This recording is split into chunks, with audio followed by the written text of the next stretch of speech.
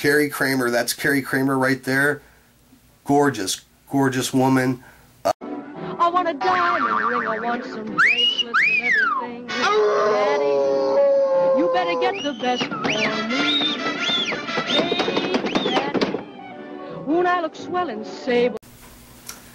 Hey, what's up? Welcome to this Speed 3rd edition of Indie Beat. I say speed because there's not going to be any cutaways or anything like that. I'm going to try to get this done in a timely manner. The kind of brother you spare a dime this week is about Texas Frightmare Weekend. Go to TexasFrightmareWeekend.com or Google Texas Frightmare Weekend, or even look up Texas Frightmare Weekend on Facebook. There's a Cary reunion this year. It's a convention I go to. This will be my 4th year going. They have 3 Italian horror directors. Check out, like I said, TexasFrightmareWeekend.com for the guest list. The next thing that we're going to do, of course, is the movie hole. And I watched KODIE last weekend. And KODIE was not nearly as bad as I expected. Basically, let me just give you the synopsis of it really quick. There's this town where it's kind of run down because of the fact that a long time ago a little girl went into the woods where a witch lived, and this little girl had so much pain and anger inside her that the witch sensed that, and the witch put it into this bear. Now I'm not really clear, and this isn't the fault of the movie. Maybe I wasn't paying attention. I'm not clear whether the little girl actually was put in the bear or if just her feelings and stuff were put in the bear. However, and I think if they would have had a better design for KODIE, the movie would have been way better. So these ghost hunters, 2 teams of ghost hunters, are going to go to this house where there's a cool team who are just kind of laid back. They're serious about what they do, but they're not really rigid.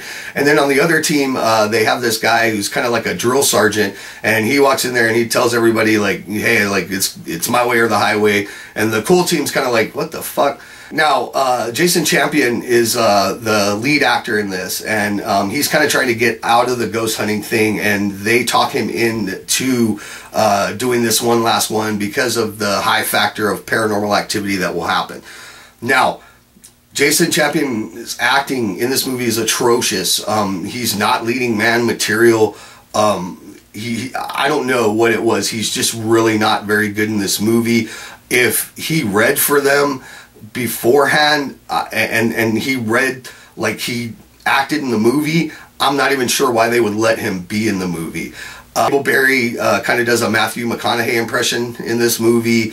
Jennifer Stone has no lines because KODIE doesn't speak, and that's probably better. Not because I don't want to hear her act. It's just because, to me, when you see the killer coming, you kind of want to hit the deck. It's like a Chuck E. Cheese character. All her weapons are cartoonishly big. So it just really takes away from the movie to me, gives it a comical aspect that really doesn't need to be there. The shining moments, you get a cameo with Kristen Hall, who is very good. She's been in some great movies, and then of course Amanda Fine. I want to give her a shout out because her name is really descriptive. Amanda is fine. She smokes weed out of an apple in the movie. The crown jewel of this film would be Parrish Randall. And how they got Parrish Randall to do this, I'll never know. But he's a good guy for being in the movie. Parrish Randall's been in numerous independent films. Parrish Randall, just like I said, he's an actor, and it really shows, and I think it really shows up the other people in the movie who don't do so good.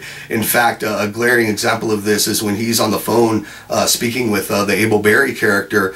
You know, here's Parrish, man, doing his pauses, like acting, and then in contrast you see Abel, and it's just it's horrible to watch. If the special effects in the movie, though, for an independent low-budget film, I thought they were good. I mean, there's horror fans out there that really they don't care about story that much. This has gore. If you want buckets and buckets of blood, like, you'll get that. I'm going to give this movie 2 horse heads. Simply, the only reason it's not getting more is the execution of the movie was poorly done. If someone else had done this movie based on their story, on the BS Entertainment story, it would have been great. Like, it's a great idea. The special effects are good. Most of the actors, you got Paris Randall and, you know, Kristen Hall cameo. So it's got to get at least 2 horse heads for that. The DVD comes with 2 extras. It's a behind the scenes featurette, and also you get a special effects behind the scenes featurette. The DVD menu, it looks like a Windows Movie Maker template. It's a really horrible DVD menu. And you can get the DVD at BS Entertainment for $20. 2 stars for KODIE.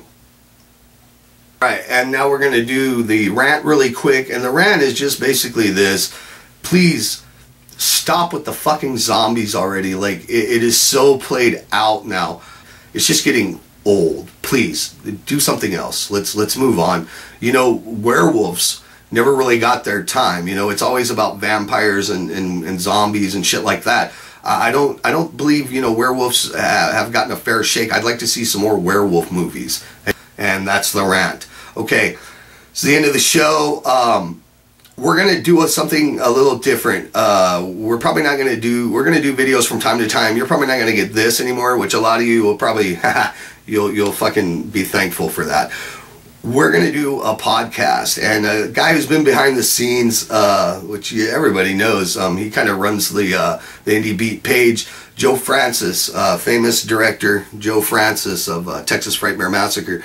He is my partner in crime on this. We want to do a podcast so that we can bring him to the front a little bit, and then also we can kind of play off one another. It's still going to be called Indie Beat. But we're going to talk about other things. We're going to talk about pop culture, kind of like a smoking in the boys' room kind of thing. I think it's going to be better as far as like the reviews. We'll be able to watch the same movies. Joe can give a little more technical aspect to a movie than I can. To me, like, if I watch a movie and the story's good, and when I'm done with it, I feel good. I wasn't bored. I didn't look at my watch in the theater. To me, that's a good movie.